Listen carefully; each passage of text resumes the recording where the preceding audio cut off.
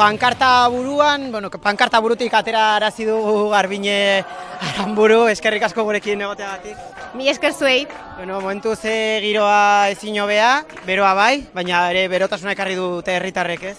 Bai, beroa, baina jendeak erantzun du eta horrekin pozik hemen gaudelako G7an elkartzen direnen kontrapuntua, ez? G7ak sistema hau betikoratu nahi du, sistema hau erabat bidegabea dana, sistema hau natura suntsitzen duena, patriarkatua erreproduzitzen duena, kapitalismoa azken batean, eta gu hemen gaude alternatibak posible direla munduari erakusteko eta jendeak erantzun du eta pozik.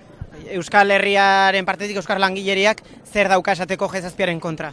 Euskal Langileriak esateko daukana da, gu sistema horren kontra gaudela, guk bestelako eredu batean sinisten dugula, bizitzaren jasangarritasuna erdigunean jarriko duen eredu baten kontra, eta horrek demokrazian sakontzea eskatzen du, eta horrek ere demokrazian sakontzeko burujabetza ariketa bat eskatzen du. Azken batean, aldaketa politikori gabe, aldaketa sozial erabatekoa ezinezkoa delako. Eskerrik asko. Eskerrik asko.